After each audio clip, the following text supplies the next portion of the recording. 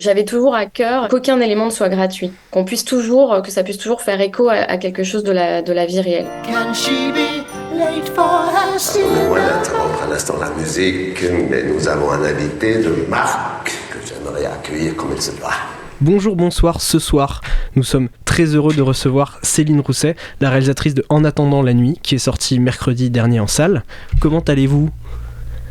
Bah ça va super. Bon. Et vous-même ? Bah ça va, Lucas qui est avec moi. Ça va très bien, ça va très bien. Ça va très très bien. Bon, tout d'abord, votre film, il aborde donc la figure du vampire. Qu'est-ce qui vous a donné envie de traiter cette figure, mais surtout de la traiter avec un angle qui, je trouve, est vraiment assez unique ? On commence quand même le film avec un carton qui nous explique que ce film est inspiré d'une histoire vraie. Ouais, en fait, en fait, moi, je viens du documentaire, donc j'avais fait 140 km à l'ouest du paradis. J'étais en train de développer ce film qui se passe en Papouasie-Nouvelle-Guinée. Et en fait, pendant que je développais ce projet, un drame a frappé ma famille, et notamment mon frère qui est né avec une différence et qui a beaucoup subi le rejet des autres toute sa vie, et ça a fini très mal. Et donc, ça m'a rempli d'un grand sentiment d'injustice, de colère, d'impuissance. Et j'avais besoin de raconter cette histoire, mais je savais pas comment. Parce que ce que je savais, c'est que de la raconter de façon frontale, ça allait être trop dur. Donc, ça a pris des années avant que j'arrive à trouver un moyen. Et en fait, ça m'a vraiment pris comme ça. C'est qu'un matin au réveil, l'idée m'a frappée. Et je me suis dit, en fait, c'est par le vampire que je peux raconter ça. Parce que quand mon frère était petit, il voyait des vampires dans sa chambre qui venaient lui parler. Et en fait, il était terrorisé par ces monstres. Et en fait, au fil de sa vie, il s'est mis à se sentir, à développer une fascination pour les films de vampires. Et ce que j'ai compris, c'est que je crois il a fini par se sentir proche de ces monstres fragiles, forcés de rester dans l'ombre, dont la condition est invisible au premier regard, comme peut l'être voilà, le handicap, le mal-être adolescent, la dépression ou n'importe quelle différence, en fait. Donc vous avez utilisé finalement la figure du vampire pour raconter une histoire très personnelle ? Ouais, c'est ça. Et c'est vrai que le film de genre, ça permet de faire appel à la fois à la romance, au lyrisme, d'exacerber le drame des situations. On est vraiment dans une intensité des émotions aussi et des sentiments. Mais paradoxalement, ça permet aussi d'édulcorer une réalité qui serait trop dure. Et dans mon cas, de me mettre à distance d'une histoire très personnelle. Et donc pour ce rôle de vampire, vous avez choisi Mathias Legout-Amond. Donc c'est le premier rôle. Comment il s'est imposé dans ce rôle-là ? Et ça c'est passé par du casting, mais il avait jamais rien fait avant. Et en fait, il y avait beaucoup de choses ce film, il reposait énormément sur lui, et j'attendais beaucoup de choses de ce comédien qui n'existait pas encore, notamment qu'il soit à la fois très doux, qu'il ait cette timidité, parce que il va incarner un personnage qui a appris à se faire tout petit, à pas prendre trop de place, à se conformer, à rentrer dans le moule. Donc il y avait à la fois ce besoin de douceur, de timidité, et en même temps qu'il ait une forme d'étrangeté, qui puisse aussi être un peu effrayant par moment. Et en plus, on est quand même dans la figure du vampire, qui est une figure éminemment érotique, donc j'avais besoin d'un magnétisme, d'un mystère, d'une grande sensibilité, d'une profondeur. Voilà, donc énormément de choses. Et c'est vrai que Mathias, il est apparu dans les castings. Le casting a commencé pendant la pandémie, donc c'était d'abord des vidéos. Et en fait, on en a vu beaucoup, dont des comédiens plus aguerris, mais c'est vrai que lui avait vraiment une justesse, il avait un instinct de jeu incroyable.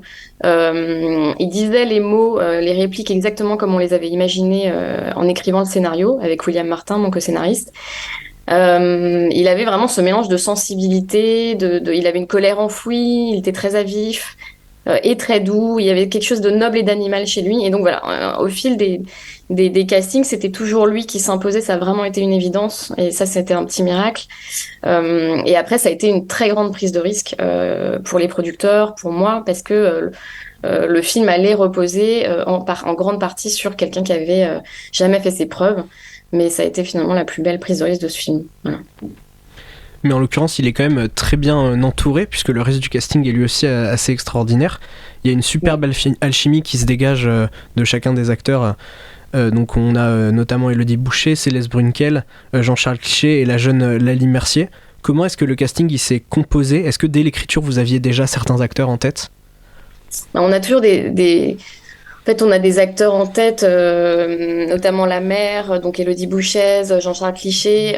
Voilà, Élodie Bouchez, elle dégage une émotion incroyable, elle a un jeu merveilleux. Et en fait, il y avait vraiment cette petite voix enfantine, ce sourire aussi d'enfant qui vient trancher avec la force qu'elle dégage. Et j'avais besoin de ça pour camper une mère qui va être capable de tout, y compris de voler, pour protéger son fils.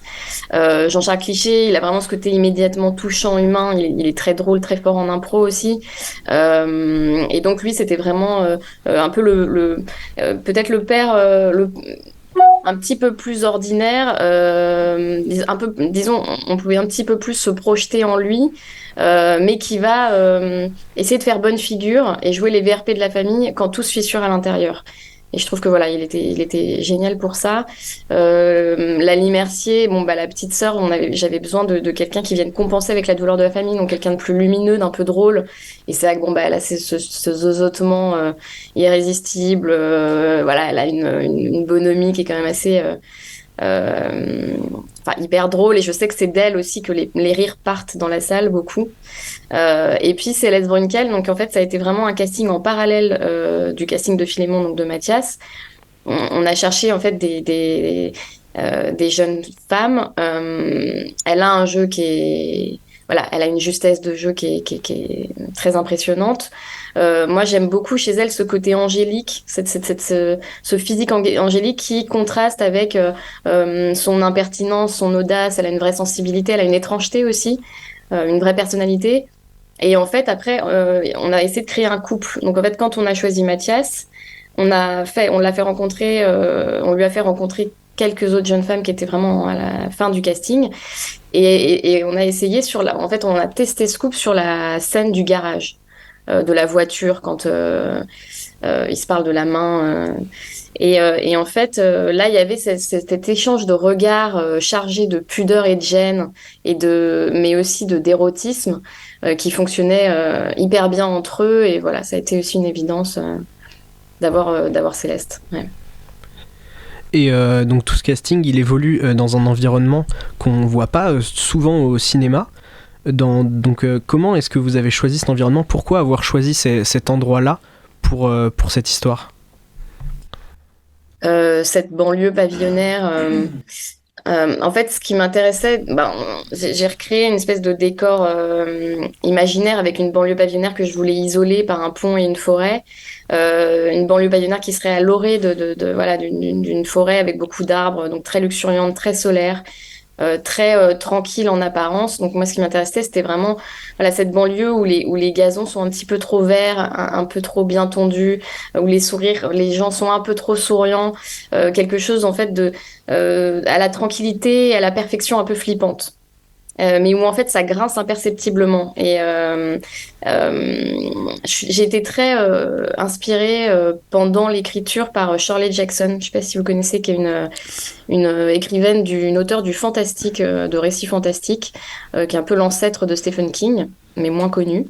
Et elle adore jeter le trouble sur des petits mondes ordinaires que sont le couple, la famille, le village de vacances, et aussi de révéler, et ça c'est ce que j'ai essayé de faire, comment les conventions sociales dissimulent la barbarie. En fait, où se situe la violence.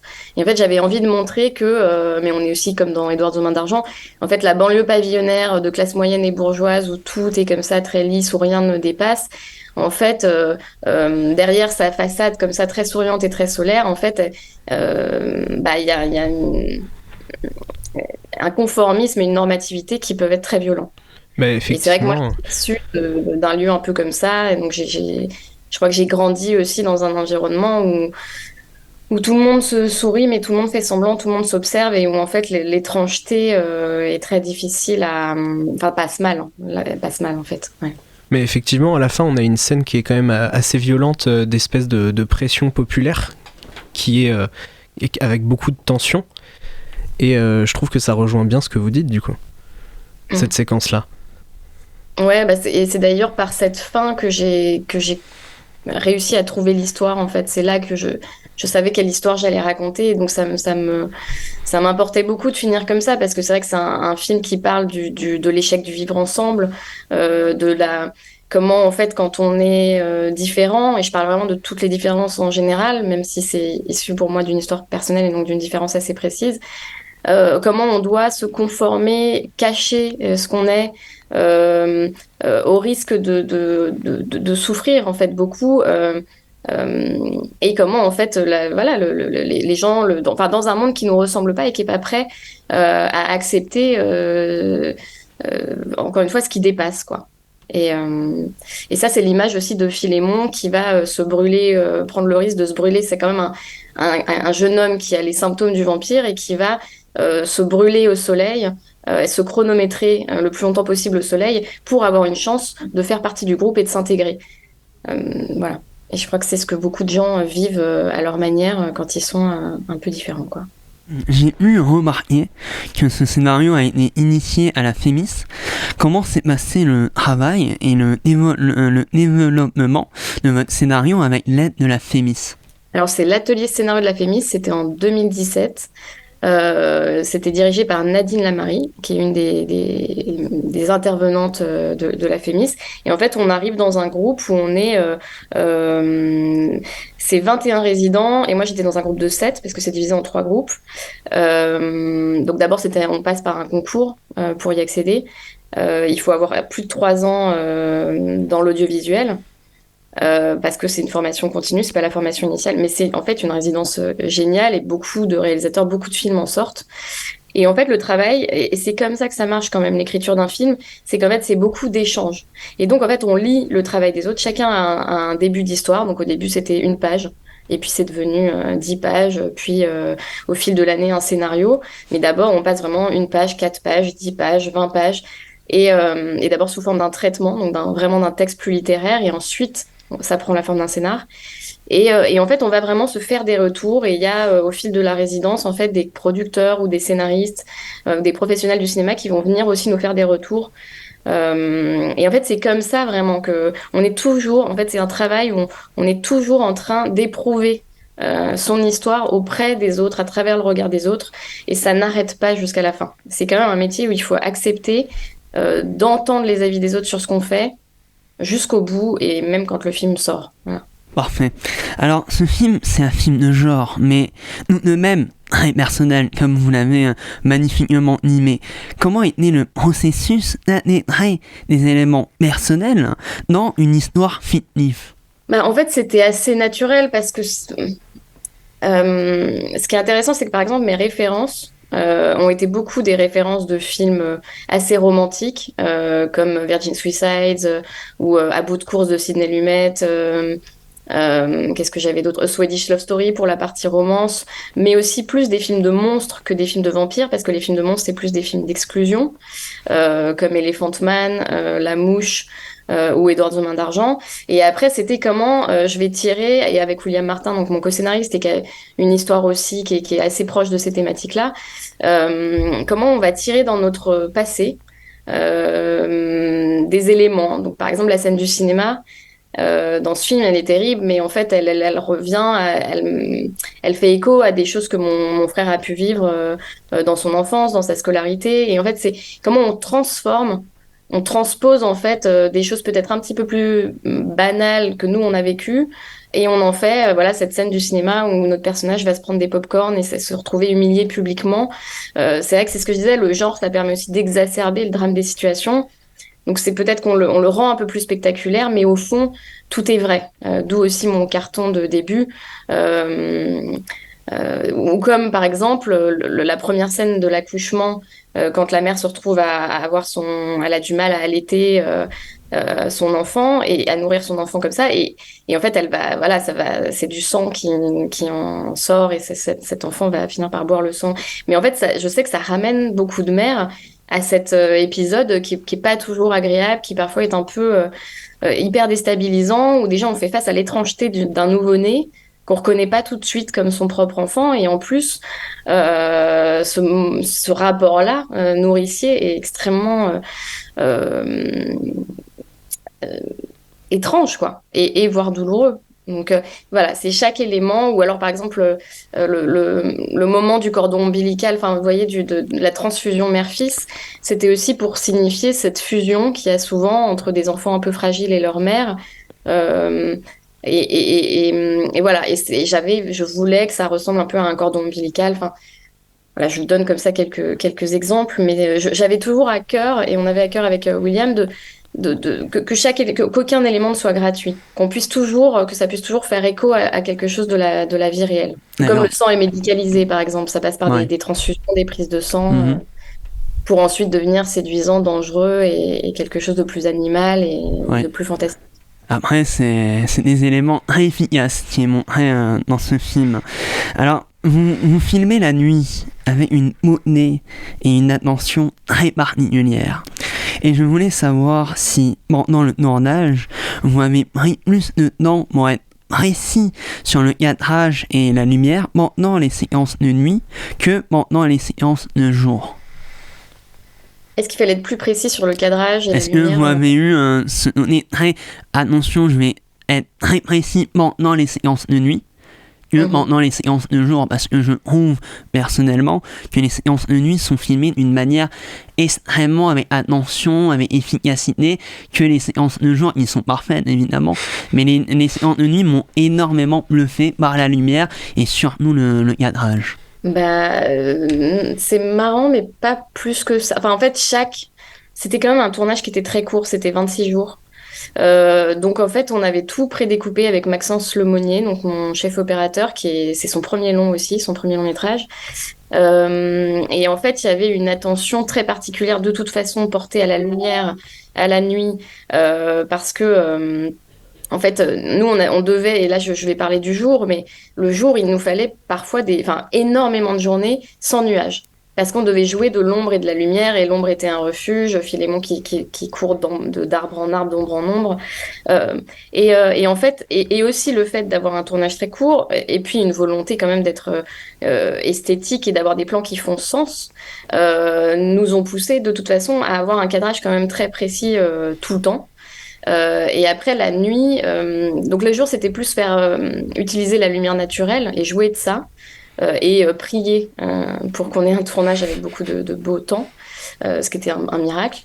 Et de nuit, on a quelques nuits américaines, on a, je sais pas à quelle scène vous faites référence, mais il y a les scènes d'attaque de nuit, pareil, extrêmement court. Enfin, tout était toujours au cordeau. Les scènes de nuit américaine, c'est plus la rivière qui est très sensuelle. Mais tout ça était Oui. de toute façon très pensé en amont. On s'est fait plein de moodboards, on avait plein de références. Donc voilà, je suis pas très précise dans ma réponse, mais je suis contente que vous ayez vu cette précision en tout cas. Et puis, parlons un peu de la bande-son de Jean-Benoît Notiel, qui est à date nous très fort de votre long métrage. Et je voulais savoir ce que vous attendiez de la musique dans votre récit. Quelle est l'émotion que vous vouliez transmettre avec la musique? Alors donc ouais, on a travaillé avec Jean-Benoît Dunkel, très influencé évidemment par la BO de Virgin Suicides. Moi j'avais envie de beaucoup de lyrisme. Que ce soit une musique qui porte la narration, qui soit à la fois intime et épique, qui est à la fois voilà quelque chose de très émouvant. Notamment, j'avais très envie que des thèmes émergent. Donc en fait, on a le thème de la naissance, le thème du monstre, le thème de la fuite qui se mêle à celui de la naissance, le thème de l'amour. Et en fait, avec Jean-Benoît, on a beaucoup discuté. Lui, ce qui lui parlait beaucoup, c'était aussi cette notion de destin inexorable. Donc, il fallait qu'on trouve ensemble, en fait, un langage commun. C'est marrant parce que on va beaucoup parler d'émotions, on parlait un peu d'instruments. Donc, il a fait appel à l'orgue, à des guitares électriques qui viennent salir et contaminer cette banlieue très propre et lisse en apparence. Une des scènes qui est la plus parlante, je trouve, c'est la scène de l'attaque, qui était très dure à trouver. Donc, la scène de foule à la fin. Parce qu'on aurait pu en faire une scène comme ça de combat très un peu péplum. Et en fait, on s'est rendu compte que c'était une scène d'adieu qui était beaucoup plus subjective, très tragique. Et là, c'est vraiment le thème de la naissance qui revient triste et brisé, qui se décline en fait, et qui revient sur une espèce de musique d'église comme ça qui dégénère et qui devient diabolique. Et voilà, c'était tout ce travail à la fois de quels instruments de musique. J'avais envie de quelque chose de très organique aussi, donc ça poussait un peu Jean Benoît dans ses retranchements. Et lui a fait tout le reste, et c'était assez magique. Est-ce que après, donc c'est bien votre premier long métrage de fiction. Ouais. Est-ce que après ce premier projet, est-ce que vous avez de futurs projets dont vous pouvez nous parler? Ouais, je suis en train d'écrire le prochain avec des thématiques assez similaires, mais on est quand même dans un autre univers. C'est à la fois entre voilà, mon documentaire était en Papouasie-Nouvelle-Guinée et cette fiction est ce qu'elle est, donc fantastique. Et parle où sont vraiment les monstres. Et en fait, là, ce serait un mix entre la Papouasie, enfin entre les deux. En gros, un couple d'expats débarque dans une résidence ultra sécurisée dans une des capitales les plus dangereuses au monde, qui est Port Moresby en Papouasie-Nouvelle-Guinée. Et en fait, c'est vraiment, moi, ce qui m'intéresse, c'est de montrer comment les expats, en fait, Alors, c'est difficile d'en parler là comme ça parce que c'est en pleine écriture, mais voilà comment ces expats vont se retrouver, se protéger dans un monde comme ça ultra fermé, ultra sécurisé. On se protège du monde extérieur, donc du monde des locaux, qui sont supposés être quand même dangereux. Et en fait, encore une fois, où se situe la violence? Est-ce que la violence va pas venir de l'intérieur? On a très très hâte de voir ça en tout cas. Merci. Ça va être encore un peu de claustrophobie, de tension, beaucoup, voilà. Bon, on va suivre ça avec beaucoup d'attention. Bon, on termine toujours par la même question dans The Cinema Show. Cette question, c'est la suivante. Quel est le dernier film au cinéma ou même à la maison qui vous a marqué? Alors, le dernier film qui m'est marqué au cinéma ou à la maison, c'est hyper dur. J'ai adoré Simple comme Sylvain, qui me vient là comme ça. Mais après, j'ai découvert Little Big Man aussi récemment.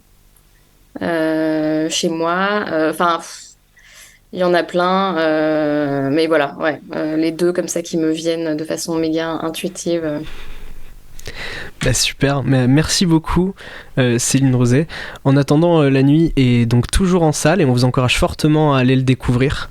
Encore une fois, merci beaucoup de nous avoir accordé cette interview. Bah, merci à vous, c'était un vrai plaisir. Can she be late for her cinema show? Cinema show.